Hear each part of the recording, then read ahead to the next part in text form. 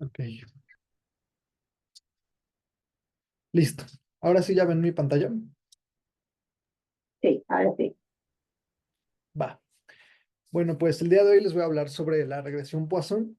Las semanas previas, bueno, antes de que nos fuéramos de vacaciones, habíamos empezado con el tema de regresión lineal y la semana pasada vimos con Neftali la regresión logística. Entonces, este es como uno de los siguientes modelos para de modelar este tipo de datos. Entonces, retomando algo que ya les había comentado Neftali hace una semana, pero que creo que es importante recalcar, es que el modelo de regresión Poisson pertenece a una familia de modelos lineales generalizados, que se llaman así, que son extensiones o también se podría decir como flexibilizaciones de un modelo de regresión lineal. Y esto es para que podamos nosotros modelar de forma lineal datos que no necesariamente van a seguir una distribución normal. Entonces, todos los modelos lineales generalizados, como ya les dijo Neftali, van a tener tres componentes principales. El componente aleatorio, que es la variable dependiente o variable respuesta, el componente sistemático, que son todas las variables explicativas o independientes que nosotros vamos a intentar usar para describir a nuestro modelo, y finalmente la función liga, que es literalmente nada más una transformación matemática, cualquier tipo de función que va a enlazar al componente aleatorio con el componente sistemático y va a permitir que se pueda expresar uno en función de otro de forma lineal. Entonces, esta función liga va a ser una función que va a transformar al componente aleatorio para que pueda enlazarse de forma lineal con el componente sistemático, como se muestra en la ecuación de abajo. Pero bueno, eso se los digo porque justamente el modelo de regresión Poisson pertenece a esta familia de modelos lineales generalizados. De igual forma, Neftali les dijo la semana pasada como una breve categorización de los tipos de modelos lineales generalizados, dependiendo del tipo de datos que estemos utilizando. Ya no voy a entrar en detalle porque ya se los comentó Neftali la semana pasada, pero en esta ocasión vamos a enfocarnos en los datos discretos o de tipo conteo, como el número de días de estancia hospitalaria, el número de casos de una enfermedad, etcétera. Todos esos casos que son conteos van a ser modelados con la familia de regresiones Poisson. Y más adelante vamos a ver otras alternativas al modelo Poisson, como son el cuasi-Poisson o el binomial negativo, pero lo vamos a ver paso por paso. Entonces, para saber qué es la regresión Poisson, primero tenemos que saber qué es la distribución Poisson. Entonces, la distribución Poisson es una distribución discreta que va a modelar conteos. La variable de conteos me refiero a datos como enteros que van a irse contando de uno en uno, como los alumnos que se conectan a una clase, o el número de muertes por cáncer, o el número de casos por sarampión. Entonces, lo que va a hacer la distribución Poisson es ver cuál es la probabilidad de que en cualquiera de estos casos de estos conteos Y, cuál es la probabilidad de que haya cierto número de ocurrencias en un intervalo de tiempo determinado. Entonces, aquí está la fórmula para calcular la probabilidad de que ocurra cierto número de ocurrencias. Tampoco se la tienen que aprender. Pero lo importante aquí son dos cosas. La primera es que Y se refiere al número de ocurrencias de un evento. Y entonces, como son ocurrencias, son números enteros. No puede haber 1.5 muertes, como en casos aislados. Y también tienen que ser números mayores a cero, mayores o iguales a cero. No puede haber menos 5 muertes. Y la otra cosa importante de esta fórmula es que sepan qué es esta lambda. Y la lambda es las ocurrencias esperadas en promedio en una unidad de tiempo. Entonces les decía que no puede haber 1.5 muertes, pero en promedio en una unidad de tiempo sí podría haber en promedio 1.5 muertes. Es como el promedio de ocurrencias esperadas en cierto intervalo de tiempo. Eso es como se interpreta esta lambda. Entonces, otra cosa que es importante es que cuando una variable se distribuye Poisson con un número de ocurrencias esperado, es importante que sepan que en este caso la esperanza de los conteos o la media de los conteos siempre va a ser igual a su varianza. Y esta esperanza y varianza van a ser iguales a este parámetro lambda. Por eso es tan importante que sepan cómo se interpreta. Y como otro ejemplito para que entiendan de forma un poquito más intuitiva qué es esta lambda y cómo se interpreta esta lambda, aquí tenemos el ejemplo de casos de sarampión en un año, por ejemplo. Entonces, aquí tenemos en el eje de las X el intervalo de tiempo, que es un año. Entonces, 0.1, 0.2, así hasta un año. que es el eje de las X. Y en el eje de las Y tenemos cuántas ocurrencias se van dando a lo largo de este año. Aquí son, por ejemplo, aquí son 4 ocurrencias, aquí son 5 ocurrencias, aquí son 9 ocurrencias más o menos, pero para fines prácticos y para no estar eh, teniendo que hacer el conteo, digamos que cada una de las barras es una ocurrencia. Entonces, podemos ver que, por ejemplo, en este primer ejemplo de aquí, a lo largo de todo el año ocurren 1, 2, 3, 4 casos de sarampión en todo el año. Entonces, la lambda va a ser igual a 4. En este otro caso ocurren 1, 2, 3, 4, 5, 6, 7, 8, 9, 10, 11 casos de sarampión en todo el año. Entonces, la lambda o el conteo esperado va a ser igual a 11. Y en este caso ocurren 20 casos de sarampión en el año, entonces la lambda o el conteo esperado va a ser igual a 20 a lo largo de todo el año. Y nuestra unidad de tiempo va a ser un año, el intervalo que estamos definiendo. Obviamente la lambda cambiaría si nuestro intervalo de tiempo que estamos definiendo fueran 10 años o si fuera un mes. Pero en este caso, como el intervalo de tiempo que estamos definiendo es un año, estas son las lambdas o los conteos esperados. Y entonces, ¿por qué es relevante tener diferentes valores de lambda o saber o conocer más bien el valor de lambda o del conteo esperado? Porque esto va a modificar las probabilidades de que ocurra cierto número de eventos.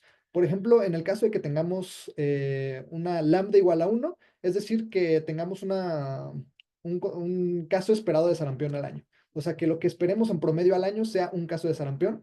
Esto va a hacer que la probabilidad de que ocurran 0 casos de sarampión, un caso de sarampión y 2 casos de sarampión en todo el año, en un año X, va a ser mucho mayor que la probabilidad de que ocurran 5, 6, 7, 8, 9, 10 casos de sarampión en todo el año. Por otro lado, si tenemos un valor esperado o un conteo esperado de 5, como que esta distribución se va a recorrer y esto va a hacer que la media o el valor promedio de casos de sarampión sea 5. Entonces, en todo el año vamos a observar en promedio 5 casos de sarampión, pero aquí vemos cómo las probabilidades se fueron redistribuyendo y entonces ahora va a ser mucho más probable que ocurran 4, 5, 6, 7 casos de sarampión en comparación con el caso en el que teníamos una lambda igual a 1. Eso es como un pequeño ejemplo para que entiendan de forma un poquito más intuitiva qué es esta lambda. Ta, ta, tan. Y bueno, algunas diferencias importantes entre la regresión Poisson y la regresión normal, porque como son variables continuas, a lo mejor, bueno, no continuas, más bien cuantitativas, numéricas, a lo mejor ustedes podrían pensar que, ¿por qué no puedo modelar el número de muertes con una regresión lineal o con una distribución normal? Y la principal diferencia es que lo que está modelando la regresión Poisson son ocurrencias o eventos o conteos. Entonces, estos eventos o conteos siempre van a ser enteros mayores o iguales a 0. Entonces, no puede haber, como les decía hace rato, menos 10 casos de sarampión o menos 5 alumnos en una clase. En cambio, la distribución normal modela datos continuos que pueden tomar cualquier valor en el espectro de los números reales. Y aparte debe de ser una distribución simétrica. En el caso de la regresión Poisson, pues acabamos de ver que no necesariamente tiene que ser simétrica. Entonces, como la regresión normal, la regresión lineal modela datos continuos y debe de ser simétrica, esto ocasiona que en algunos casos las estimaciones de la regresión lineal puedan ser tanto positivas como negativas. Y eso no es compatible con los datos que nosotros queremos modelar en una regresión Poisson. Esa es como la principal diferencia. Aquí les pongo una tablita con otras diferencias. Son algunas de las que ya les dije, pero otra de las diferencias importantes es que, como les decía, en la distribución Poisson, la varianza siempre tiene que ser igual a la media. La varianza es igual a la media, que es igual a lambda. Mientras que en una distribución normal, que es lo que se asume para una regresión lineal, la varianza y la media son parámetros completamente distintos, son completamente independientes uno del otro, mientras que aquí, en teoría, la varianza y la media son iguales. Esas son las principales diferencias y las razones por las cuales los datos de conteo no son necesariamente modelables con una regresión lineal convencional. Entonces, ahora vamos a ver un poquito sobre cuál es el objetivo de un modelo de regresión Poisson y cuál es la estructura general de un modelo de regresión Poisson. Entonces, el objetivo, como ya les he estado diciendo, es modelar el conteo esperado de una variable en función de una combinación de predictores a lo largo del tiempo. Entonces, la estructura del modelo va a ser la siguiente. El conteo esperado habíamos dicho que es lambda, o también lo podemos poner como esperanza de y. El conteo esperado va a ser igual a la exponencial de una combinación lineal de predictores, que por ejemplo es beta 0 más beta 1 por x1 más etcétera, beta n por xn más un error aleatorio. Esto es muy parecido a la regresión lineal, solo que en la regresión lineal no teníamos este componente no lineal, que es el de la exponencial. En la regresión lineal solamente teníamos como la esperanza de y va a ser igual a esta combinación lineal de predictores sin ningún otro aditamento. Sin embargo, en esta regresión Poisson tenemos este bemol, y entonces si nosotros hiciéramos este despeje de exponencial para pasarlo para el otro lado, tendríamos que es el logaritmo del conteo esperado va a ser igual a esta combinación lineal de predictores. Y esto es importante porque entonces, si ustedes comparan esta fórmula que les estoy poniendo aquí con la que les había dicho los modelos lineales generalizados, tenemos literalmente la misma forma de la ecuación, y entonces aquí podemos concluir que la función liga en una regresión Poisson va a ser el logaritmo. Entonces, si nosotros le sacamos el logaritmo a los conteos esperados, nosotros vamos a poder modelarlo con una combinación lineal de parámetros, que van a ser nuestros predictores. Entonces, lo que estamos modelando aquí son conteos esperados. ¿Cuántos conteos espero que ocurran en cierto intervalo de tiempo? Pero no siempre vamos a estar interesados en modelar los conteos así crudos. Muchas veces queremos modelar tasas de ocurrencia o tasas de conteos. Entonces, cuando queremos modelar estas tasas de conteos, tenemos que tomar en cuenta la exposición o el nivel de exposición en cada una de nuestras unidades de análisis. Entonces pongamos el ejemplo de nuevo de casos de sarampión al año. Y, por ejemplo, pensemos que estamos analizando países. Entonces tenemos que, por ejemplo, estos son datos completamente inventados. México tiene 12.7 casos de sarampión al año y Ecuador tiene 1.7 casos de sarampión al año. De forma cruda, sí podríamos decir que México tiene de forma absoluta un conteo mayor de casos de sarampión al año que, que Ecuador. Sin embargo, cuando nosotros tomamos en cuenta el nivel de exposición, que ahorita vamos a ver qué es, podemos ver que, por ejemplo, en México hay 127 millones de personas y en Ecuador hay 17 millones de personas. Entonces, si nosotros quisiéramos, en vez de hacer el conteo crudo, tener una tasa de conteos, lo que tendríamos es que en ambos casos hay 0.1 casos de sarampión por millón de habitantes cada año. Entonces, es como una forma un poquito más estandarizada de hacer estas comparaciones para que nosotros podamos tener como estimaciones un poquito más precisas. Entonces, la tasa se va a obtener dividiendo el conteo esperado, que habíamos dicho que era lambda, entre el nivel de exposición, que en este caso vamos a decir que es n. Entonces, una tasa va a ser el conteo esperado entre n. Y si nosotros quisiéramos integrar esto a nuestra regresión Poisson, lo único que tenemos que hacer es, teníamos este logaritmo conteo esperado, es igual a la combinación de betas con x. Lo único que tenemos que hacer es agregar un más logaritmo del nivel de exposición.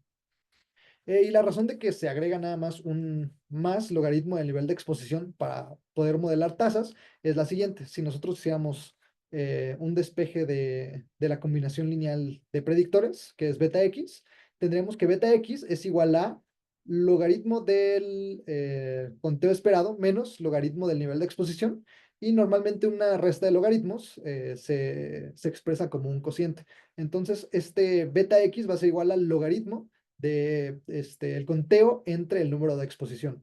Y habíamos dicho que esto es la tasa. Entonces, en resumen, podemos decir que si agregamos este más log de n1, tenemos que la combinación de los predictores que vamos a utilizar va a ser igual al logaritmo de la tasa. Y entonces esto nos va a servir para poder modelar tasas que son un poquito más estandarizadas en vez de conteos absolutos. Y esta exposición o contrapeso también lo van a encontrar en la literatura como offset, que es el término que se utiliza en inglés. Entonces, si nosotros agregamos este offset al final de nuestra regresión Poisson, lo que podemos nosotros hacer es modelar tasas en vez de conteos. En resumen. Y bueno, ¿cuál es como la interpretación de este modelo? Para eso primero tenemos que ver algunas cosas sobre la inferencia que se puede llevar a cabo con este modelo. Entonces, normalmente lo que se calcula en una en un modelo lineal generalizado, en vez de la suma de cuadrados como en la regresión lineal, es la verosimilitud, que esto es algo que ya también vieron con este Neftalí la semana pasada. Entonces, la prueba de razón de verosimilitud se va a utilizar para evaluar el ajuste general de un modelo y también se va a evaluar para ver qué tan buenos son los predictores para evaluar el modelo en cuestión. Y otra cosa que es importante sobre estos modelos Poisson es que normalmente los intervalos de confianza y más bien el error estándar y la varianza pueden estar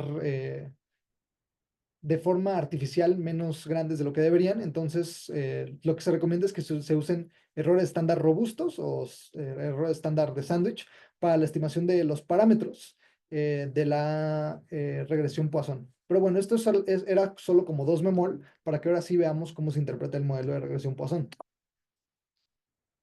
Entonces, nosotros tenemos en nuestro modelo de regresión Poisson parámetros beta, que son como las estimaciones que vamos a tener en un modelo. Entonces, estos parámetros beta habíamos dicho que son el logaritmo de la tasa, en caso de que hayamos agregado un offset o un número de exposición. Entonces, si nosotros exponenciamos estos coeficientes beta, lo que vamos a obtener son las tasas de incidencia los incidence rate ratio, perdón, las razones de tasa de incidencia. Entonces, si yo exponencio, por ejemplo, el coeficiente beta de un predictor, por ejemplo, el predictor que sea edad, entonces lo que yo voy a tener aquí es el incidence rate ratio o la tasa de razón de incidencia de la edad o la tasa de razón de incidencia del sexo. Por ejemplo, qué tanto más es grande la tasa de incidencia en hombres que en mujeres, por ejemplo. Y pues aquí también podemos tener como la misma interpretación que habíamos visto la semana pasada con Neftali, que la exponenciación nos puede permitir obtener también un intervalo de confianza, y entonces los intervalos de confianza de estos incidence rate ratios idealmente no deben de cruzar el valor nulo, que es el 1. Entonces, si tenemos una tasa de una razón, un incidence rate ratio, perdón, de, por ejemplo, 2, mientras no cruce el intervalo de confianza del el valor nulo que es 1, podemos decir que ese intervalo de confianza es significativo.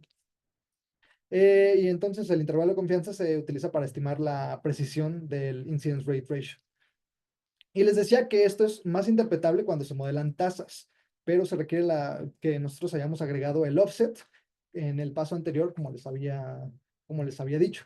Entonces, es mejor modelar las tasas que los conteos, como les había dicho, porque los conteos no necesariamente van a estar estandarizados por el número de exposición o por el nivel de exposición. Al final vamos a ver como una interpretación más clara con ejemplos de cómo se interpreta la regresión Poisson. Pero bueno, solo quería que supieran cuál es la estructura del modelo, que ya se las mostré, y ahora vamos a ver los supuestos del modelo.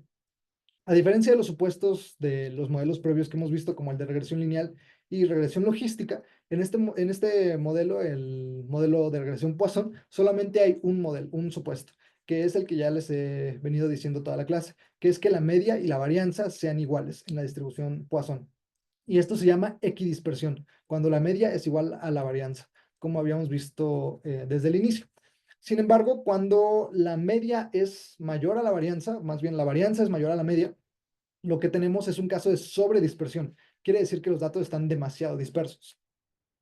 Y esto se evalúa de muchas formas. Una de las más estándar es evaluar la devianza, que ahorita vamos a ver qué es, entre los grados de libertad residuales. Y entonces, si nosotros obtenemos este cociente, lo esperado para que nosotros digamos que hay equidispersión, aquí me equivoqué, es igual a 1. Lo esperado es que la devianza sobre los grados de libertad sea igual a 1. Y esto quiere decir que hay equidispersión, que la media es aproximadamente igual a la varianza en este modelo. Sin embargo, si la devianza entre grados de libertad es significativamente mayor a 1, esto quiere decir que el modelo presenta sobredispersión. Y cuando hay sobredispersión en un modelo Poisson, es ideal ajustar un modelo distinto. Por ejemplo, el binomial negativo o el quasi-Poisson, que ahorita vamos a ver brevemente cómo se puede elegir cada uno de estos modelos. Pero entonces, el único supuesto, esto es lo importante, que se debe cumplir en un modelo de regresión Poisson es que la media sea igual a la varianza. Si la varianza es significativamente mayor a la media, esto quiere decir que hay sobredispersión y se debe de ajustar un modelo distinto. Y entonces, otra forma un poquito más sencilla de evaluar la sobredispersión es con una prueba de hipótesis. Entonces, la prueba de hipótesis de Cameron-Triverdi, lo que asume en la hipótesis nula es que hay equidispersión, es decir, que la media es igual a la varianza. Entonces, se deben de hacer dos cosas para nosotros poder hacer esta prueba de hipótesis. Primero, ajustar un modelo Poisson normal y después ajustar un modelo de Poisson con sobredispersión, ya sea el binomial negativo o el quasi-Poisson, que al final vamos a ver cómo se ajustan estos modelos. Entonces tenemos estos dos modelos. Se ajustan el modelo Poisson normal y el modelo binomial negativo o quasi-Poisson. Y entonces los metemos a la prueba y la prueba nos va a decir si realmente la hipótesis nula se rechaza o no se rechaza. Y si rechazamos la hipótesis nula, es decir, que no hay equidispersión, y es decir, que hay sobredispersión, quiere decir que tenemos que utilizar el modelo binomial negativo o quasi-Poisson. Y entonces esta prueba se puede realizar en R con la función overdisp. Literalmente aquí meten el modelo Poisson normal y el modelo ya sea binomial negativo o quasi-Poisson y lo que les va a arrojar es el resultado de la prueba de hipótesis y les va a decir si el modelo tiene o no tiene sobredispersión y cuál es el modelo que ustedes deberían de utilizar, ya sea el Poisson normal o el Poisson ajustado para sobredispersión. Y pues aquí les decía, las dos alternativas cuando hay sobredispersión es una regresión quasi-Poisson o una regresión binomial negativa. La regresión quasi-Poisson es literalmente lo mismo que una regresión Poisson, solamente que es más flexible y permite que el modelo tenga sobredispersión. Entonces, la única diferencia es que en vez de estimar la verosimilitud, va a estimar otro parámetro un poquito más flexible y amplio que se llama cuasi verosimilitud. Y esto va a hacer que los coeficientes, por ejemplo, el coeficiente beta o los incidence rate ratios, sean exactamente los mismos, pero los intervalos de confianza van a ser más amplios, porque es como un modelo un poquito más conservador en cuanto a la varianza. Por otro lado, el modelo de regresión binomial negativa es un modelo completamente distinto y se basa en una distribución completamente distinta a la distribución Poisson, que es la distribución binomial negativa. Teníamos que nuestra distribución Poisson lo que va a modelar es la probabilidad de ocurrencia de un evento en cierto intervalo de tiempo. Por otro lado, la distribución binomial negativa lo que va a modelar es cuántos ensayos o cuántos intentos necesito llevar a cabo para lograr una cantidad dada de éxitos. Por ejemplo, si lo pusiéramos en términos de el ejemplo de los casos de sarampión, el modelo Poisson lo que va a modelar la regresión Poisson, perdón, la distribución Poisson, lo que está modelando es cuál es la probabilidad de que haya, no sé, 5 casos de sarampión en un año. En este caso, en el modelo de distribución binomial negativa, lo que se está modelando, como que se cambia un poquito el enfoque, lo que se está modelando es cuántos participantes o cuántos pacientes tengo que evaluar hasta encontrar 5 casos de sarampión. O sea, es como una vuelta del enfoque que se da con la distribución Poisson. Pero bueno, fuera de que el enfoque es distinto, lo que permite esta regresión binomial negativa es que, de nuevo, la media y la varianza varíen porque añade un parámetro de dispersión. Entonces tengo que la media, aquí ya no lo puse, pero la media es igual, por ejemplo, R, o P, más bien P. La media es P, que es la probabilidad de lograr el éxito. Y entonces la varianza va a variar en función de la probabilidad, que es la media, pero también va a variar en función de este parámetro de sobredispersión. Entonces, por eso es importante reconocer las diferencias entre un modelo quasi-Poisson y un modelo de regresión binomial negativo, porque sí cambia un poquito la interpretación si modelas de una forma u otra. Y lo único que cambia en el quasi-Poisson es que los intervalos son más amplios. Pero en el de la regresión binomial negativa, los intervalos igual van a ser más amplios, pero los coeficientes y las estimaciones van a ser distintas en comparación con el modelo Poisson normal. Pero bueno, algunos de estos dos modelos son los que se tienen que ajustar en caso de que haya sobredispersión. Y hay un caso especial de sobredispersión que se llama datos inflados con ceros. Entonces, imaginen que no tengo esta barra aquí y tengo nada más esta distribución. Entonces, esta es mi distribución de ocurrencia de un evento. Y por ejemplo, podríamos ver que la media de la distribución de ocurrencia de un evento en este caso sería como de 12. Entonces, en promedio, espero que en este intervalo de tiempo ocurran 12 eventos. Sin embargo, en este caso, también tengo una gran cantidad de ocurrencias iguales a cero. Y cuando ocurre esto, pues en primer lugar es como si fueran dos distribuciones completamente distintas, una en la que ocurren 0 casos y otra la distribución normal de Poisson que ya habíamos visto. Y en segundo lugar, esto hace que las estimaciones sean completamente diferentes y esto puede hacer que las estimaciones se sesguen y se infraestimen. Entonces, para arreglar esto de los datos inflados con cero, se tiene que usar otro tipo de modelo de Poisson, que es un modelo Poisson cero inflado o ZIP, Zero Inflated Poisson.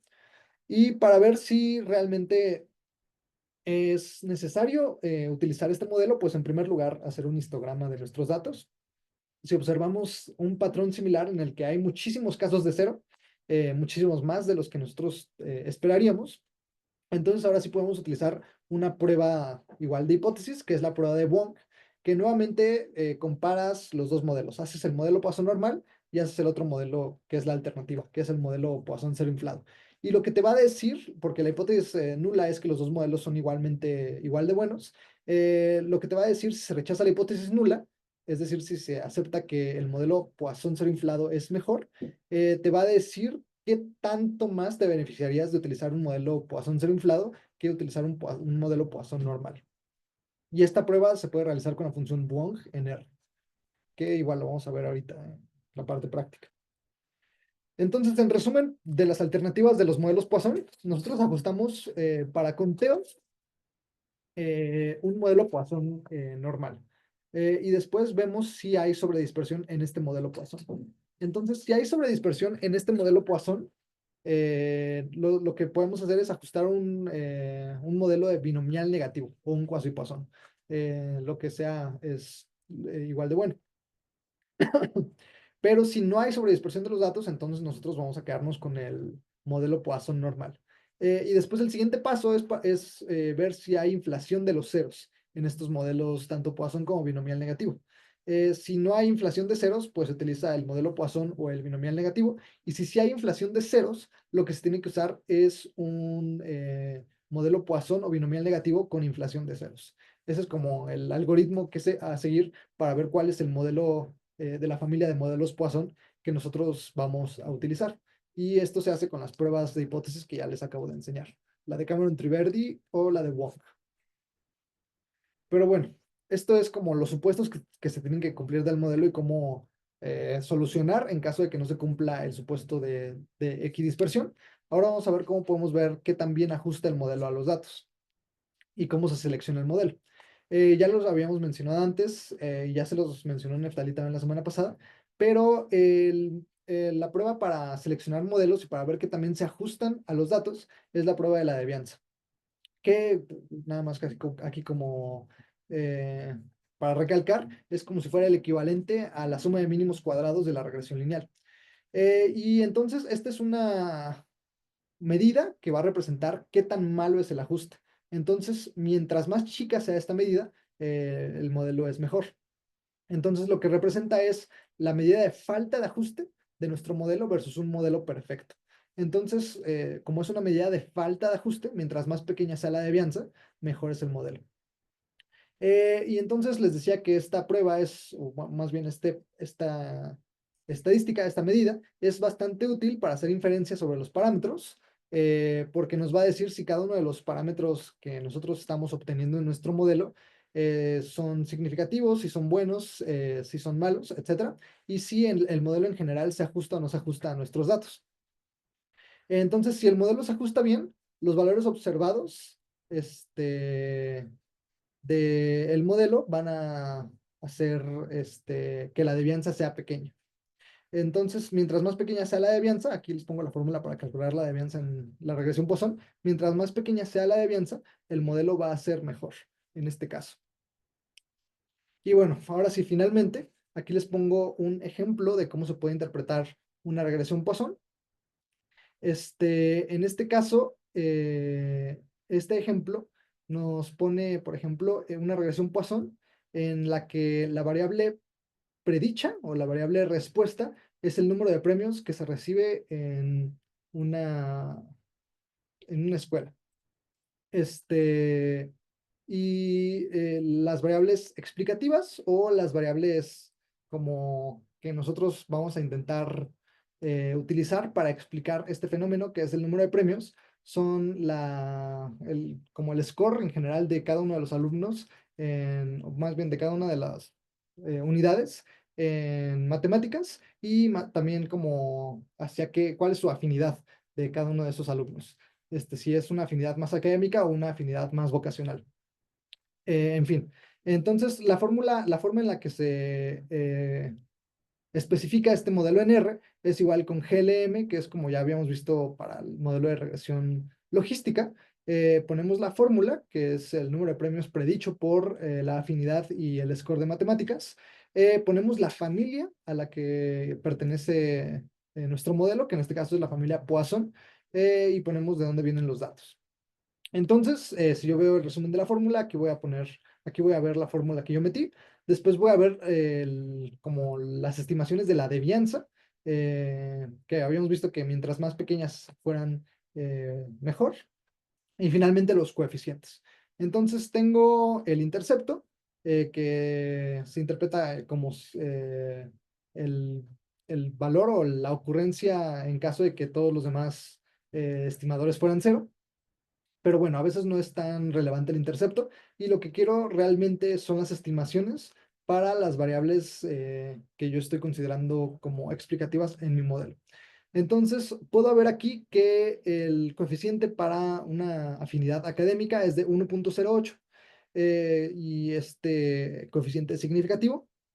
Para una afinidad vocacional es de 0.36 y no es significativo este coeficiente. Y para el score de matemáticas, el coeficiente es de 0.07 y también es significativo este score. Entonces, lo que les decía aquí, en primer lugar, es cómo se interpretan estos coeficientes. Habíamos dicho que estos coeficientes son el logaritmo de la razón de tasa de incidencia o el cociente de tasa de incidencia. Entonces, si yo exponencio estos coeficientes, por ejemplo, ¿dónde están los coeficientes?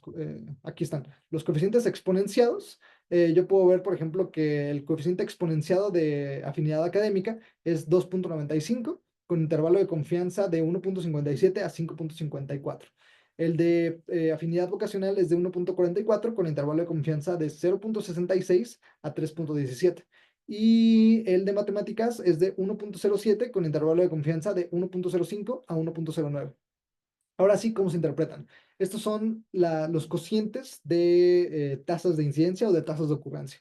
Entonces, este 2.95 indica que la tasa de ocurrencia del número de premios, es decir, que la tasa de número de premios o la tasa de premios de este individuo va a ser 2.95 veces mayor en comparación con el nivel de comparación.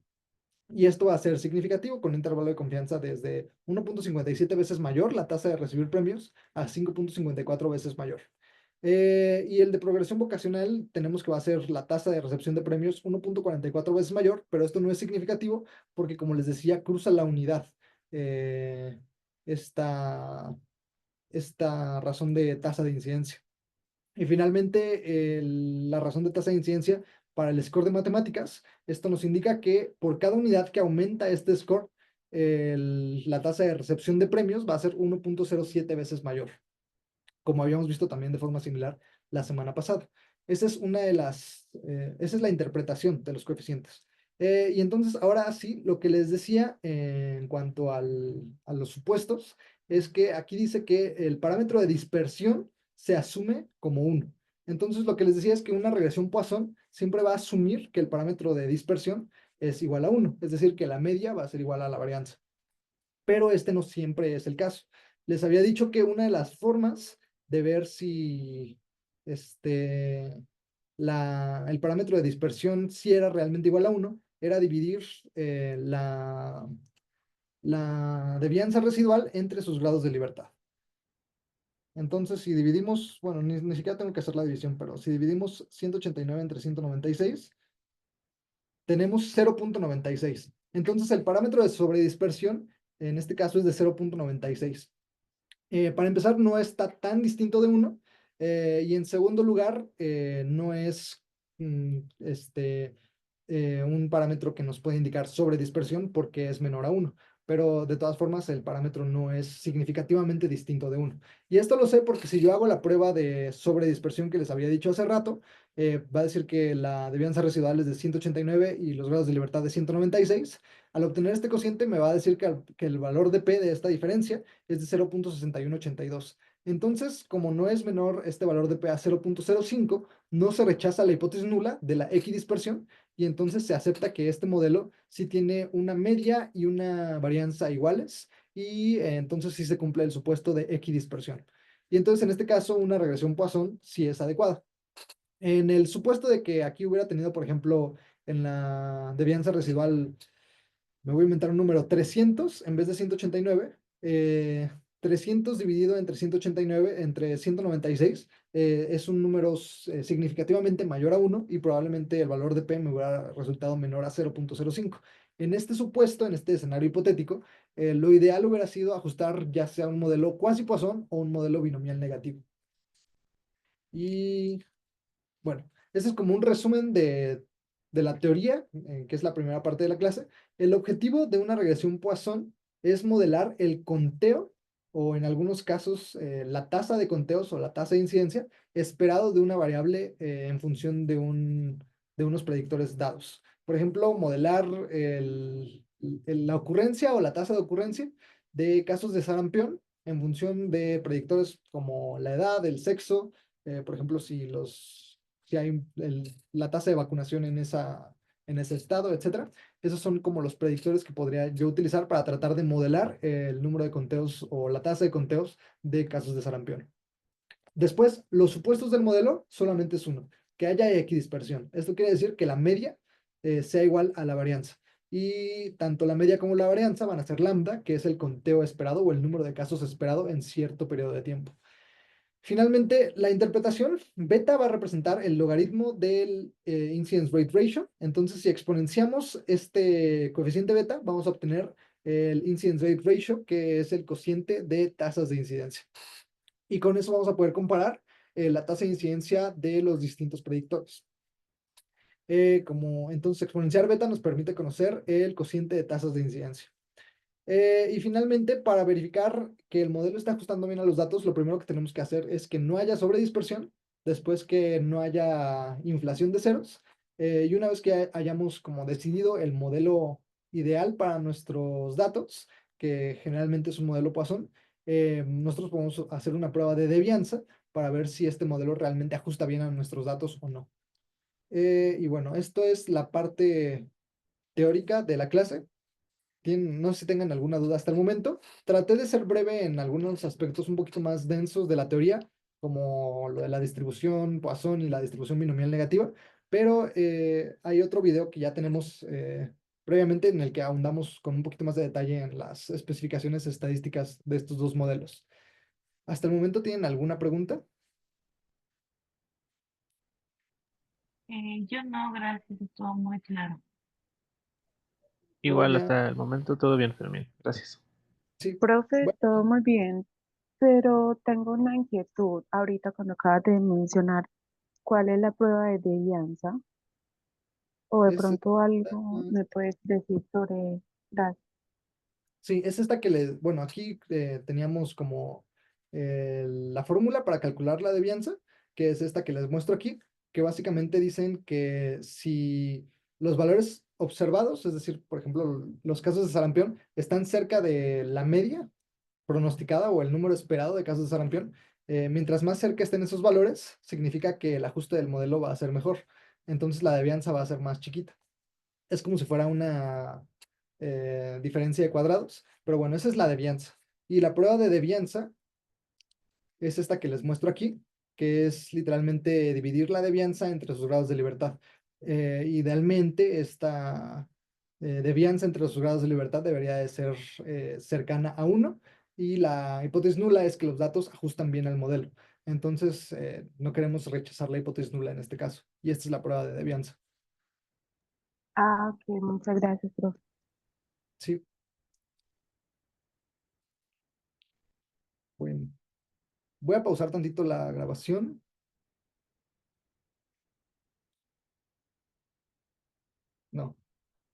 No, lo que grabé fue, lo que pausé fue la compartida de pantalla.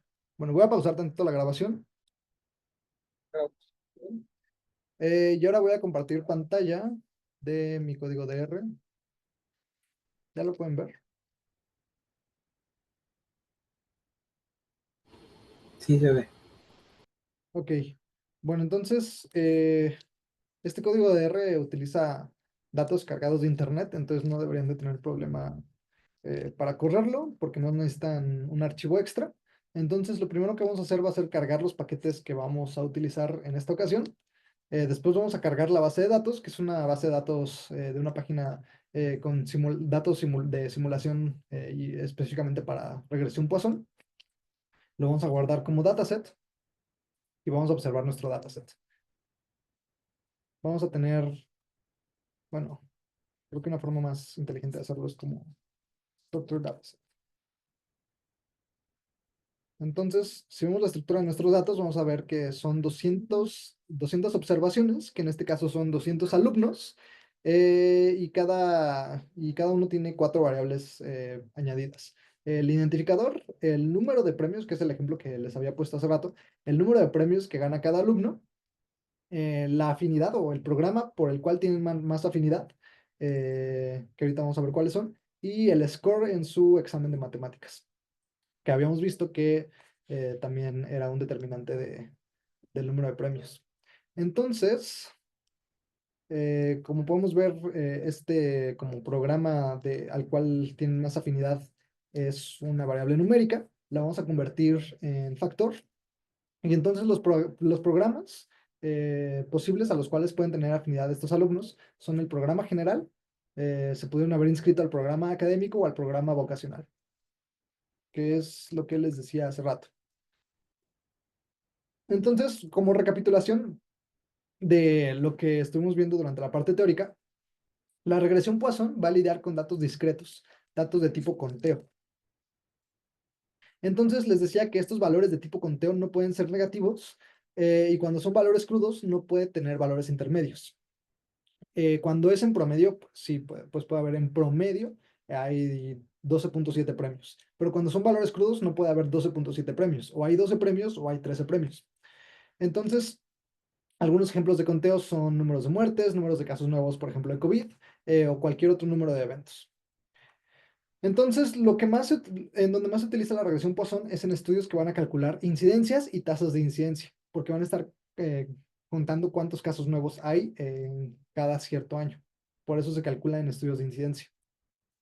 Entonces, voy a correr esto de nuevo, en caso de que no haya ocurrido. Ahora sí vamos a ver nuestra base de datos. Bueno, es lo que les decía. Ups. Como lo corrí 2 veces, se perdió. Ok. Ahora sí es lo que les decía, el ID del participante o del alumno, el número de premios que ganó durante el año, el programa al cual tiene más afinidad y su score en la prueba de matemáticas. Entonces podemos ver que hay 45 alumnos con afinidad o inscritos al programa general, 105 inscritos al programa académico y 50 inscritos al programa vocacional. Listo. Y podemos ver que la media del score de puntaje en la prueba de matemáticas fue de 52.65 con un máximo de 75. Eso es como algunos datos importantes. Ahora, si nosotros quisiéramos ver la distribución de nuestros datos Poisson, lo que podemos hacer es hacer un histograma del número de premios. Y entonces, lo que pueden ver aquí es que la mayoría de los alumnos no ganó ningún premio. Algunos ganaron un premio, otros 2 premios, pero la mayoría se mantuvo entre 0 y 2 premios. Esa es como la interpretación que le podríamos dar a este histograma del número de premios. Entonces, lo que queremos saber es cuál es la relación entre esta distribución de número de premios y el puntaje, por ejemplo, en la prueba de matemáticas. La hipótesis es que mientras mejores calificaciones hayan tenido en matemáticas, más premios ganaron a lo largo del año. Y entonces, si queremos ver la relación en dos variables, pues hacemos un gráfico de dispersión común y corriente. Hacemos el gráfico de dispersión y podemos ver en el eje de las X el puntaje en matemáticas y en el eje de las Y el número de premios. Podemos ver que si hay una relación positiva, Mientras mayor puntaje en matemáticas, mayor el número de premios. Sin embargo, si quisiéramos ajustar una regresión lineal, que es lo que les estuve diciendo hace rato al inicio de la clase, podemos ver varios problemas. Para empezar, si se acuerdan de la clase de regresión lineal, había un supuesto que se llamaba de homocedasticidad, que se refería a que la varianza es la misma al inicio y al final de todos los datos que estás evaluando. Entonces aquí, para empezar, podemos ver que claramente aquí la varianza es mucho menor que acá. Entonces, conforme más puntaje tienen los alumnos en la prueba de matemáticas, más variabilidad en el número de premios existe.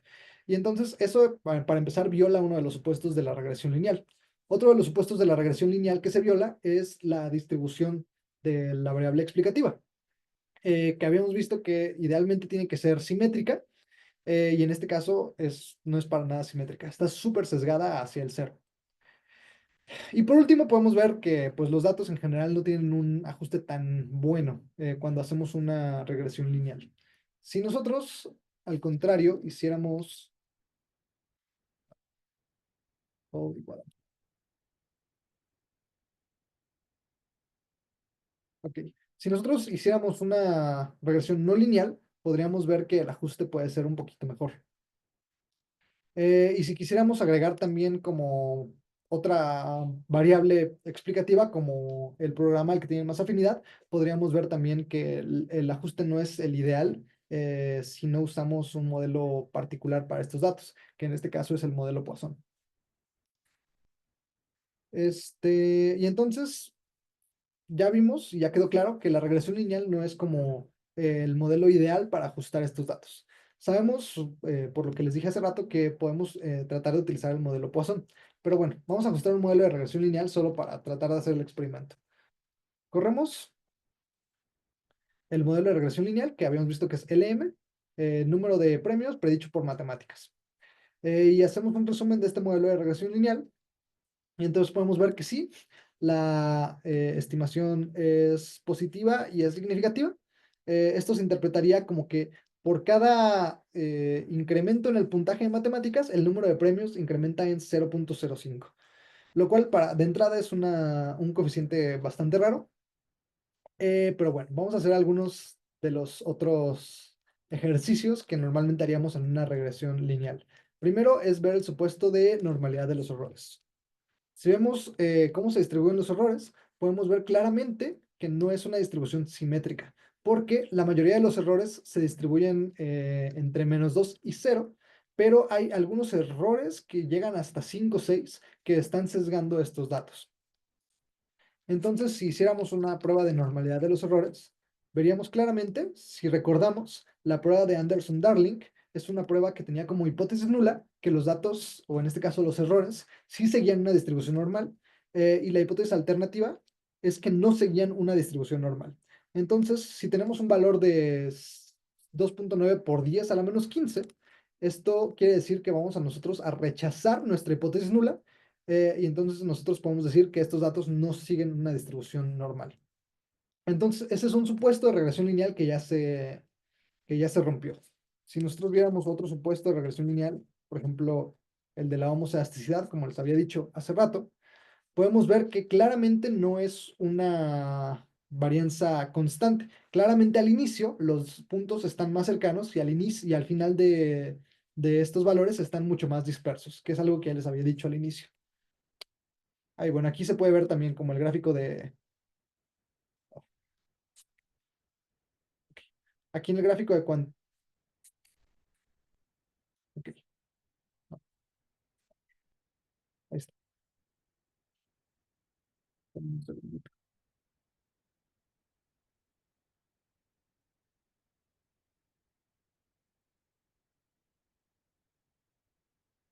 Se trabó mi visualizador de gráficos. Esperemos que sí responda. Pero bueno, les había dicho que ni la distribución de los errores es normal, ni se cumple la homocedasticidad de la varianza. Entonces son dos supuestos de regresión lineal que no se cumplen. Nosotros podríamos intentar utilizar otro modelo para ver si esto como que hace que los datos tengan un mejor ajuste. Por ejemplo, pam, pam, pam. por ejemplo, ya se trabó esto.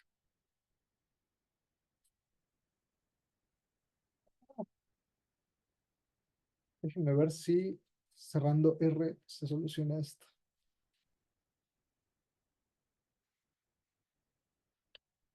Entonces,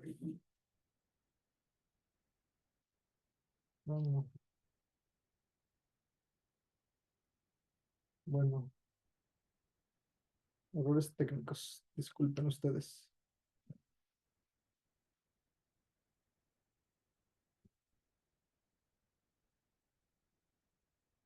Ujú. No se quiere salir. Listo.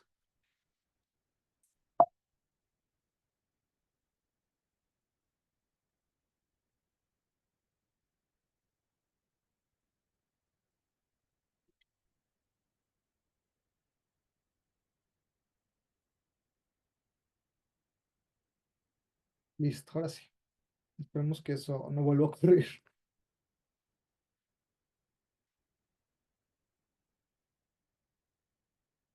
Ya lo pueden ver, ¿verdad? Voy a volver a correr todo lo que ya había corrido hasta el momento.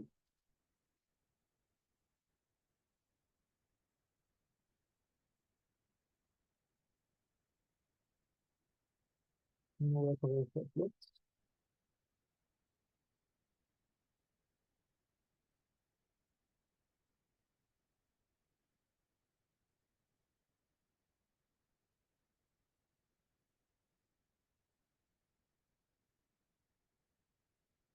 Ok.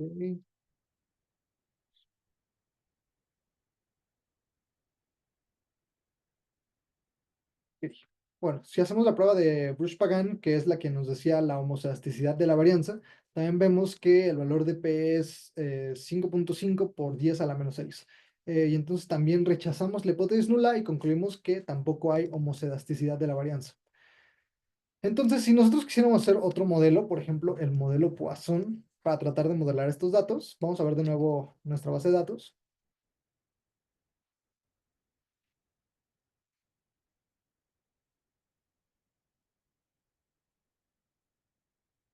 Ah, Una pregunta. sí, Con la visualización de la distribución, podríamos decir que la media es igual a la varianza.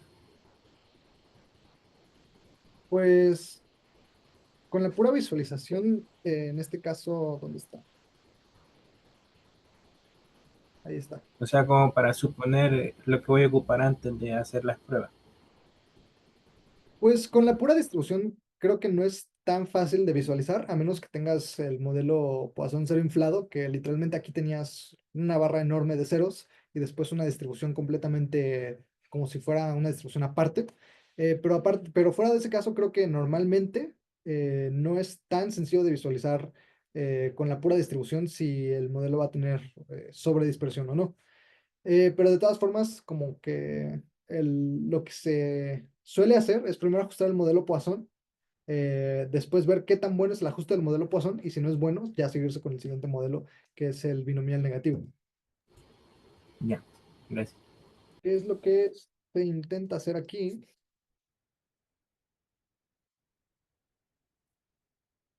Pero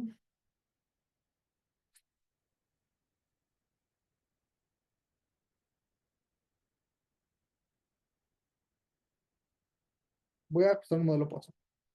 Y entonces y aquí nada más voy a poner el número de premios predicho por matemáticas.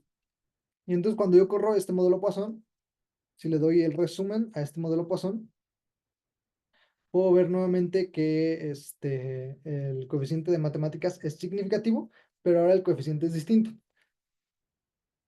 Es de 0.08. Pero este es el logaritmo de los conteos. Y digo logaritmo de los conteos porque en este caso no hay un offset o un nivel de exposición. Y entonces aquí sí yo puedo evaluar ahora sí la devianza residual versus los grados de libertad. Entonces aquí puedo ver que en este caso ahora sí la devianza es ligeramente mayor que los grados de libertad. Esta es la prueba de devianza. Si yo corro esto, voy a ver que es de 1.03. Pero más adelante voy a ver con una prueba de hipótesis ya formal si este 1.03 es significativamente superior a 1 y esto nos indicaría sobredispersión. Pero mientras nos vamos a enfocar en la interpretación de estos datos. Entonces corremos el exponenciar el coeficiente de M1 y entonces podemos ver que la exponenciación del coeficiente de matemáticas nos resulta en 1.089. Esto quiere decir, recordemos nuevamente que aquí no había un nivel de exposición, entonces no podemos hablar de tasas. Esto quiere decir que el conteo o el número de premios a lo largo del año va a ser 1.08 veces mayor por cada unidad que incrementa el la prueba de matemáticas. Entonces aquí tengo mi regresión. Esto quiere decir que por cada unidad que aumenta este puntaje en la prueba de matemáticas, el número de premios va a aumentar 1.08 veces. Esa es una interpretación que es un poco más refinada que la interpretación que teníamos hace rato. Entonces, si yo comparara con mi criterio de información bayesiana, que igual ya habíamos visto en clases pasadas, que es para ver cuál tiene mejor ajuste, si comparara el modelo lineal contra el modelo Poisson, voy a correr primero el BIC del modelo lineal, es de 546. Recordemos que mientras más bajo fuera el BIC, significaba que el modelo era mejor. Y si corro el BIC del modelo Poisson, veo que es de 390, que es significativamente menor. Entonces, puedo aquí concluir ahora sí que el modelo Poisson es el que realmente debí de haber utilizado en vez del modelo de regresión lineal.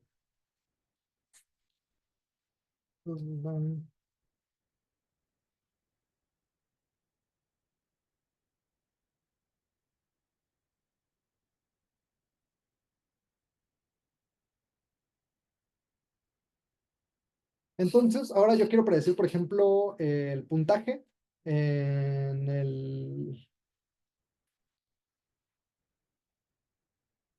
el puntaje o el número de premios que va a obtener un alumno que tiene un puntaje de 46. Entonces, con este nuevo modelo M1, voy a ver que la predicción que voy a hacer es cuántos premios va a tener un alumno si tuviera un puntaje de matemáticas de 46. Voy a ver que 0 premios. Si tuviera un puntaje de matemáticas de 70, entonces la predicción es que va a tener 2 premios. Si tuviera un puntaje de 90, la predicción es que va a tener 11 premios. Si fuera de 80, la predicción es que va a tener 5 premios. Y así yo puedo hacer nuevas predicciones dependiendo de el modelo que yo haya ajustado.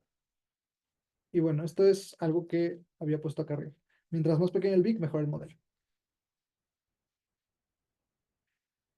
Ahora, si quisiéramos hacer un modelo con más variables predictoras, por ejemplo, el número de premios predichos por el programa al que se inscribieron y también por el puntaje en la prueba de matemáticas, yo lo puedo hacer. Ahora lo pongo así como M2 y cuando corro el resumen de M2, este es literalmente un puntaje que ya les había mostrado hace rato. Quiere decir que nuevamente el estar inscrito o tener afinidad por el programa académico va a ser significativamente superior el número de premios o el conteo de premios en comparación con si estás inscrito en el programa general. Si estás inscrito en el programa vocacional, sin embargo, esta diferencia no va a ser significativa. Y nuevamente el número de puntaje en la prueba de matemáticas, de nuevo va a influir en el conteo de premios que va a tener cada uno de estos alumnos. Y entonces voy a hacer, ¿dónde está? Ext, coef, M2. Y entonces, ahora sí, había visto que entonces, de nuevo, estas no son tasas, son conteos. El conteo en el número de premios va a ser 2.95 veces mayor en aquellos que se inscribieron al programa académico que en aquellos que se inscribieron al programa general. Este no va a ser significativo, ya habíamos visto. Y entonces tenemos que por cada puntaje, por cada punto que incremente la calificación de matemáticas, el número de premios va a ser 1.07 veces mayor. Eso es como se interpretan estos dos coeficientes. Y entonces yo tengo dos modelos. El modelo M1, web names, El modelo M1 que nada más tenía como predictor el puntaje de matemáticas. Y el modelo M2 que tiene como predictor el puntaje de matemáticas y también el programa al que tiene más afinidad. Entonces, en este modelo M2, tengo que la devianza es de 189. Summary. La devianza es de 189 en 196 grados de libertad. Hace rato habíamos visto 204 en 199 grados de libertad. Entonces, puede que el ajuste de este segundo modelo sea mejor que el primer modelo. Lo vamos a comparar con una prueba de ANOVA que va a comparar la devianza de los dos modelos para ver cuál es mejor. Entonces ponemos el modelo M1, el modelo M2 y se hace con ANOVA y un parámetro que se llama dispersion igual a chi-square de chi cuadrada. O sea, así se corre el modelo y ahorita vamos a explicar el resultado. Listo. El resultado de este análisis de devianza, así se llama, es que el modelo 1 es el que tiene como predictor el puntaje de matemáticas y el modelo 2 tiene el programa y el puntaje de matemáticas como predictores. Entonces, vamos a ver que los grados de libertad en el modelo 1 es de 198 y los grados de libertad en el modelo 2 es de 196. La devianza residual en el modelo 1 es de 204 y la devianza residual en el modelo 2 es de 189. Y entonces, ta, ta, ta, ta, ta. Entonces aquí tengo la devianza en general de este modelo comparada con este modelo es de 14. Significa que este modelo, el modelo 1, se desvía más o tiene más devianza, es decir, tiene peor ajuste que el modelo 2. Es como se interpreta esta prueba de comparación de las devianzas. Y otra forma de hacer esto es comparar los coeficientes Vic, que a lo mejor es un poquito más sencillo. Si comparan el Vic del modelo 1, van a ver que es de 390, como ya habíamos visto, y el Vic del modelo 2 es de 386. Y entonces siempre nos quedamos con el modelo que tenga el Vic más chico. Y una diferencia de 2 puntos en el Vic generalmente es como el punto de corte que se utiliza para ver que un modelo es mejor que otro. Entonces, si yo tengo Vic M1 menos Vic M2, voy a tener que la diferencia es de casi 4 unidades en el Vic. Entonces significa que el modelo M2, que tiene el puntaje de matemáticas y también el programa al que se inscribieron, sí es mejor que el modelo que solamente tiene el puntaje de matemáticas.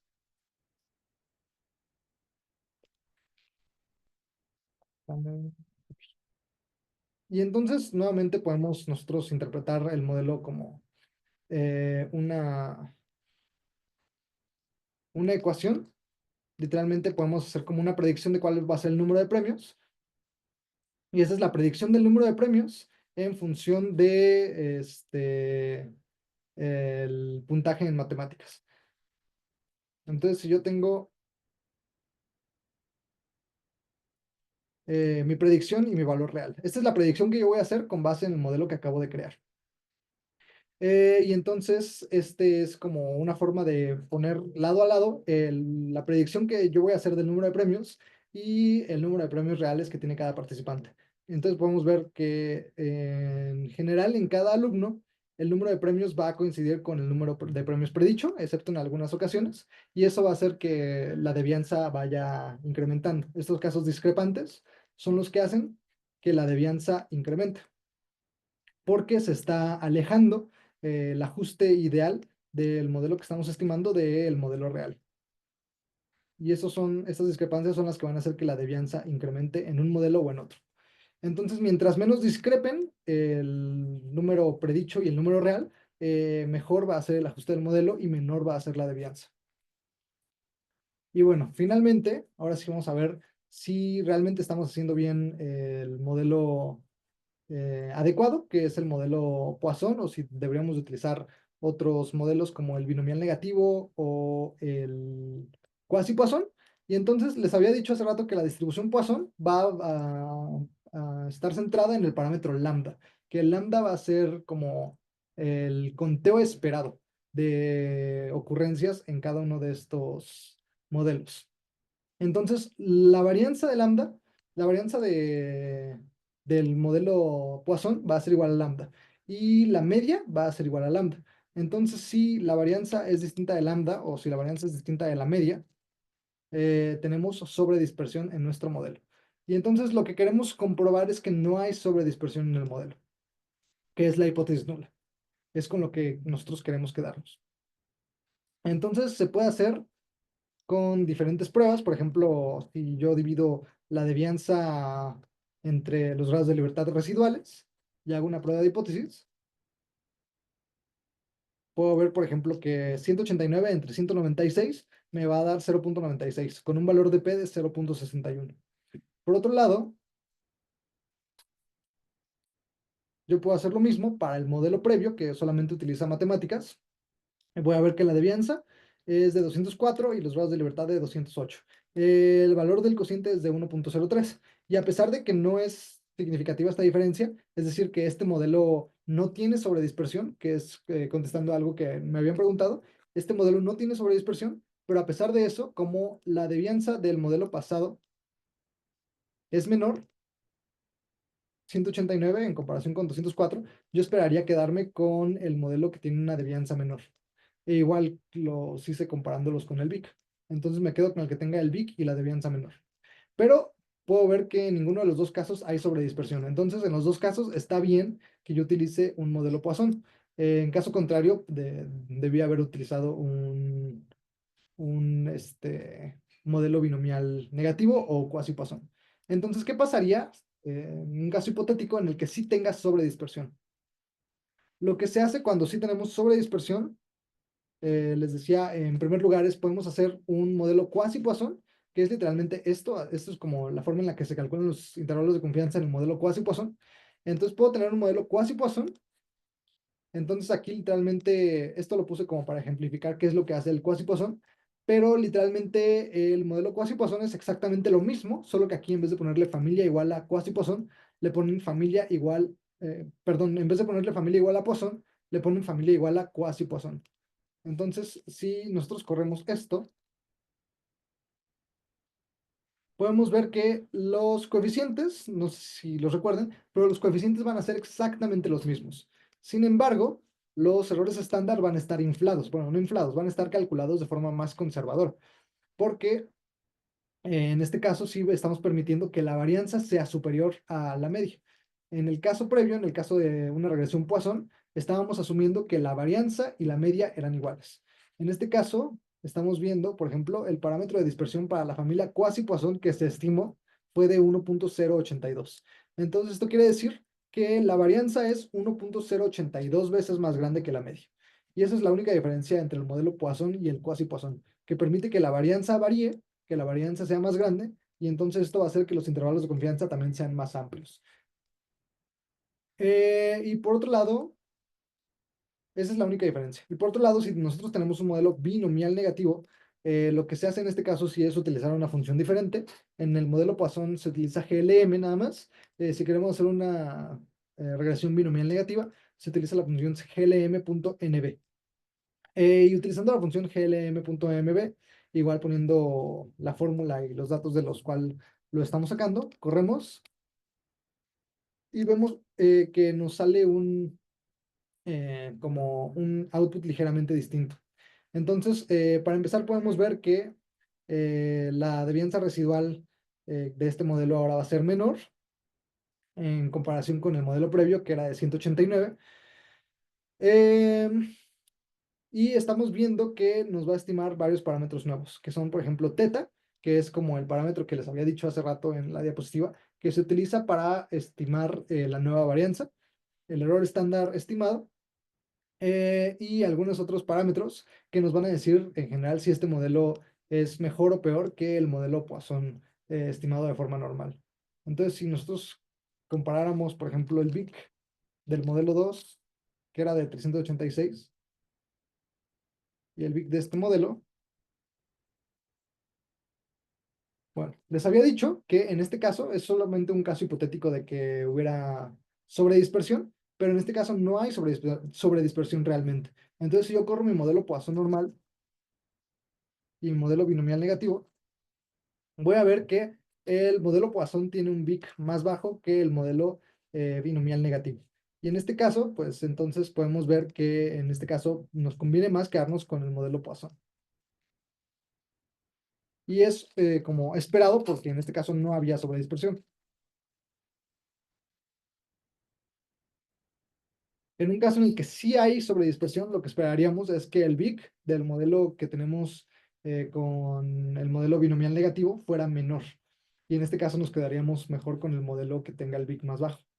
Y finalmente, un caso de Poisson inflado con ceros, donde está, bueno, esto es algo que estaba acá arribita.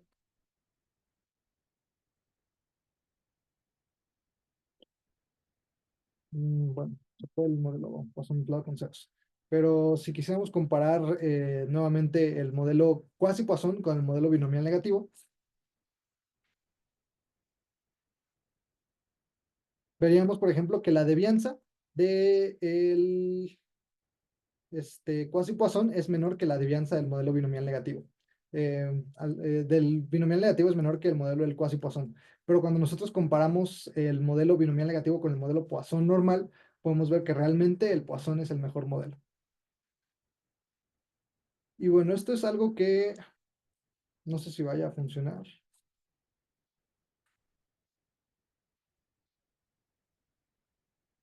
Ok.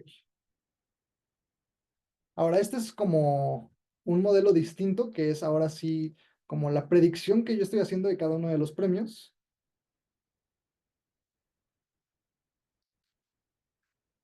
Como para referencia, este es el número de premios reales que tenía cada participante. Y esta es la predicción que yo estoy haciendo de los premios que va a tener cada participante. O sea, cuántos van a tener 0 premios, cuántos van a tener un premio, cuántos van a tener 2 premios, cuántos van a tener 3 premios.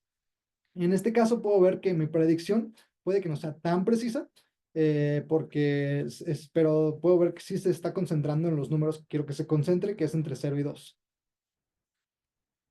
Y entonces, si ordenamos nuestro dataset y lo observamos, podemos ver nuevamente cómo va variando el número de premios y la predicción del número de premios para cada uno de estos individuos. Si yo lo redondeo, puedo obtener como el número de premios. Por ejemplo, este redondeado es 0, entonces se predice que va a obtener 0 premios. Por ejemplo, si yo lo redondeo es 1 y sí va a obtener un premio. Este va a obtener 3 premios, pero yo estoy prediciendo que va a obtener un premio. Entonces son como otra forma de observar las discrepancias que podría haber entre los valores reales y los valores predichos.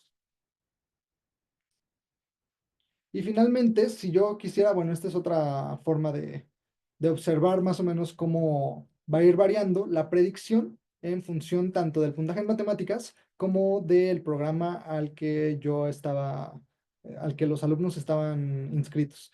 Y entonces podíamos ver que sí va a haber una mayor relación entre el puntaje en matemáticas y el número predicho de premios o el número de premios, y también que aquellos que están inscritos en el programa académico van a tener un número mayor de premios, significativamente mayor que aquellos que están inscritos en el programa general. Y finalmente, estos conteos, si yo quisiera ver, por ejemplo, los coeficientes y también interpretar estos coeficientes, pues es lo que les decía.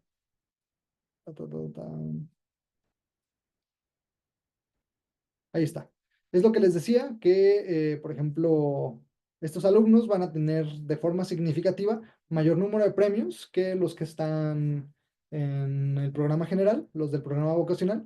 Estos alumnos, en teoría, de forma así cruda, sí van a tener más premios, pero esta diferencia no es significativa porque el intervalo de confianza de cuántas veces más conteos hay pasa por el 1. Y en el caso de las matemáticas, también va a ser significativa el aumento en el número de premios, dependiendo de qué tanto aumente el puntaje de matemáticas.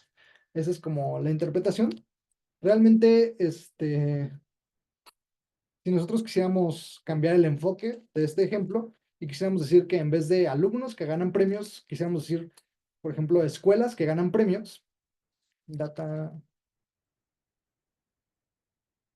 Si quisiéramos decir cuáles son las escuelas que ganan más premios, y quisiéramos ver, por ejemplo, el promedio de todos los alumnos de matemáticas y el número de alumnos inscritos a ciertos programas en cada una de las escuelas, Lo que tenemos en este caso sería una interpretación distinta de los datos y, por ejemplo, podríamos ver, si yo quisiera ver si es una escuela, cuántos alumnos están inscritos en esa escuela. En ese caso sí podría poner yo un contrapeso o un offset y el offset sería el número de alumnos inscritos en la escuela. Y con eso podría ver, por ejemplo, en los alumnos a lo largo de todo el año ganan 4 premios por cada 10 alumnos, por cada 100 alumnos o por cada 1000 alumnos.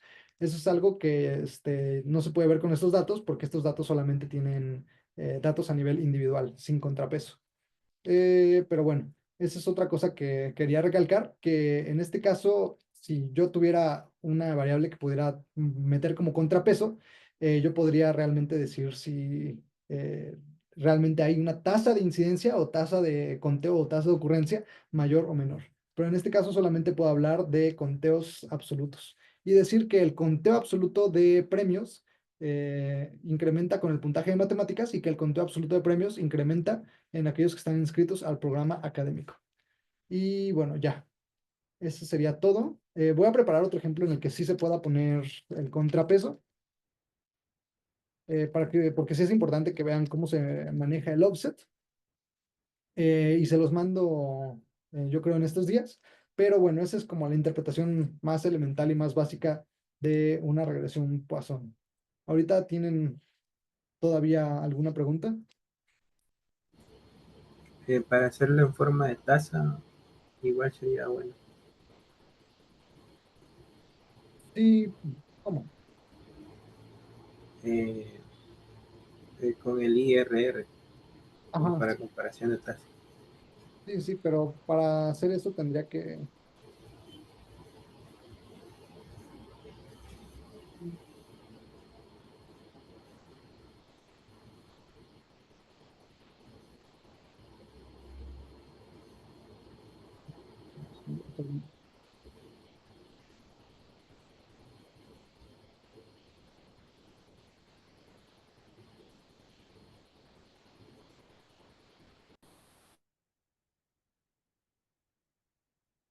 Ok.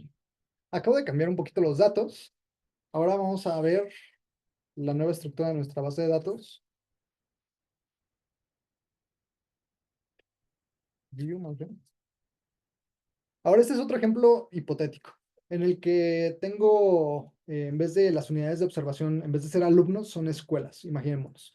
Entonces, este es el número de premios que gana cada escuela. Este es el programa de la escuela, o sea, el tipo de escuela, digamos, si es una escuela general, una escuela académica o una escuela vocacional. Este es el puntaje promedio que tuvieron los alumnos de esa escuela y este es el número de estudiantes que tiene esa escuela. Entonces, en esta escuela, que es la escuela número 1, hay 53 estudiantes. El promedio de examen de matemáticas de esos alumnos fue de 35. Es una escuela de tipo general y esta escuela no ganó ningún premio. Y entonces, si yo quisiera hacer un contrapeso o un offset, metería mi modelo Poisson exactamente como lo metí hace rato. Aquí está.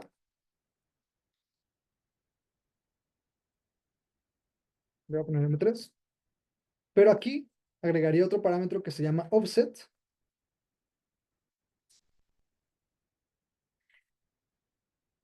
Y esa es la forma en la que se agrega el offset.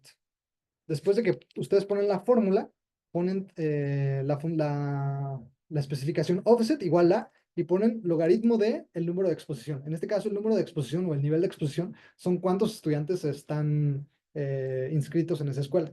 Entonces, el logaritmo de estudiantes va a ser el offset o el nivel de exposición que yo voy a utilizar para mi modelo. Entonces, si yo corro este modelo, data, voy a tener un modelo totalmente distinto. M3,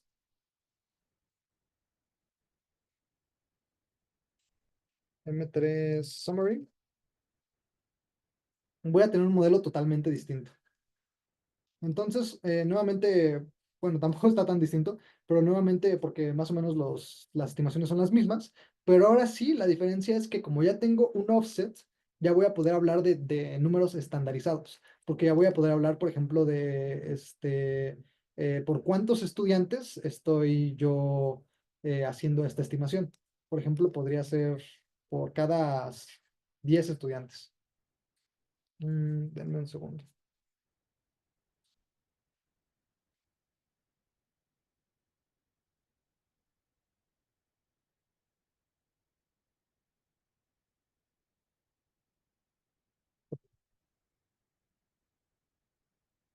Listo.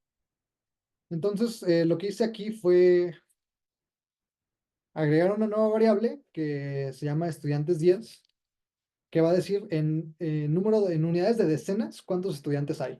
Entonces aquí hay 4 decenas, quiere decir que hay 40 estudiantes, 5.1 decenas, que quiere decir que hay 51 estudiantes, y así sucesivamente en todas las escuelas. Si yo ahora sí corro el resumen de mi modelo 3,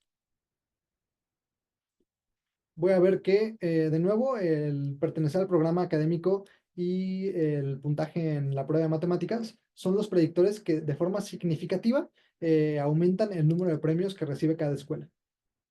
Entonces, si ahora y bueno, podemos ver que en este caso la devianza residual va a ser menor a los grados de libertad, y de hecho van a ser súper parecidas, entonces podemos decir que no hay sobredispersión a muy grandes rasgos, y también que el modelo tiene un buen ajuste, porque si yo divido esto entre esto,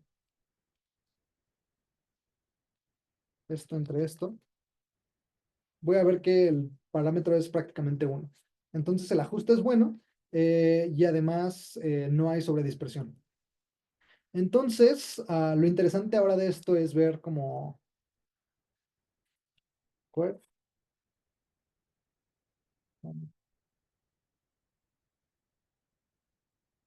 Un segundo.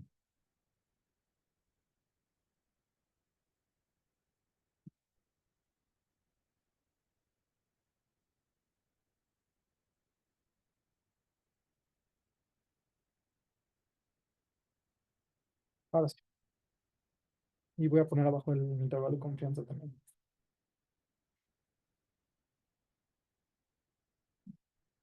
Ahí están los intervalos de confianza. Entonces, una vez que ya exponencié mis valores, puedo decir que como ya tengo el offset en este modelo, el offset es el número de premios por cada 10 estudiantes, porque estaba en unidades de decenas la variable de estudiantes. Entonces ya tengo un modelo con tasas estandarizadas. Entonces puedo decir que la tasa por cada 10 estudiantes de recepción de premios es mayor en las escuelas que son de tipo académico que en las escuelas que son de tipo general. Y es 2.89 veces mayor la tasa de recepción de premios por cada 10 estudiantes. Y por ejemplo, en el puntaje de matemáticas, por cada punto que aumenta el promedio del examen de matemáticas, la tasa por cada 10 estudiantes de recepción de premios es 1.07 veces mayor. Esa es como la interpretación ya estandarizada, que les digo, tampoco es como que sea súper variable, pero de todas formas ya es una tasa ya estandarizada. Y la razón por la que no es tan distinto este modelo es porque aquí, para calcular el número de estudiantes, utilicé una distribución normal. Entonces, si yo veo como estudiantes 10, data estudiantes 10, puedo ver que literalmente el número de estudiantes en decenas sigue una distribución normal, y puede que esa simetría haga que las estimaciones ya estandarizadas tampoco sean tan distintas de las que ya teníamos antes. Pero si yo tuviera, por ejemplo, RUNIF,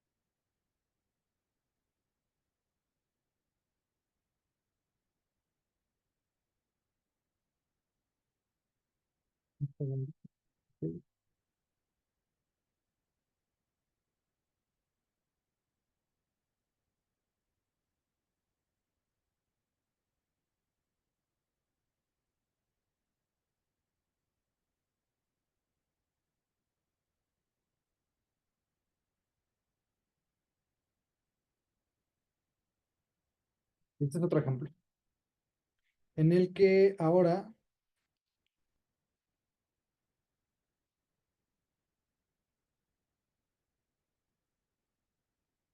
tengo una distribución bastante distinta. Por ejemplo,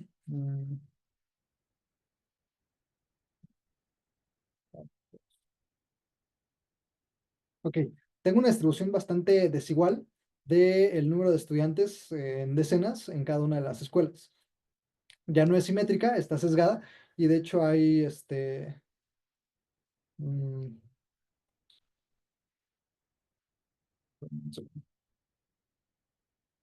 ok, mejor que sea eso.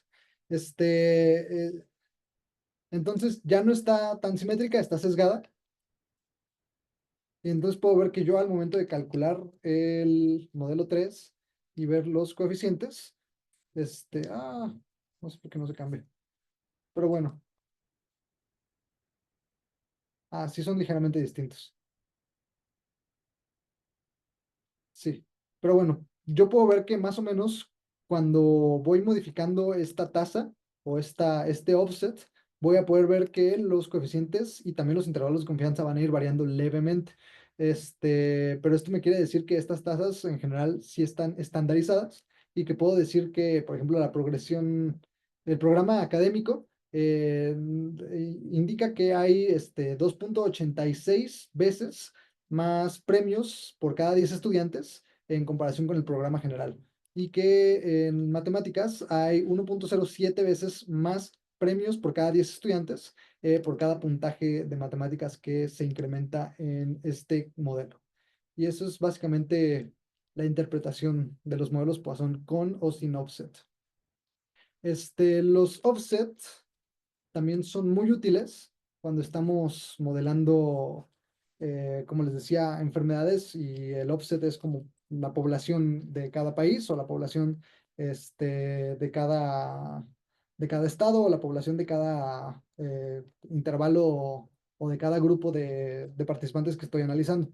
Entonces, en ese caso, los offsets son mucho más útiles y ahí sí podemos hablar de tasas reales, que no son ejemplos inventados, como lo que les había dicho del ejemplo del sarampión al inicio de la clase.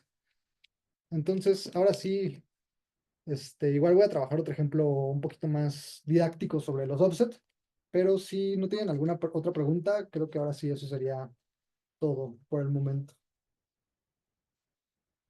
¿Tienen alguna otra pregunta?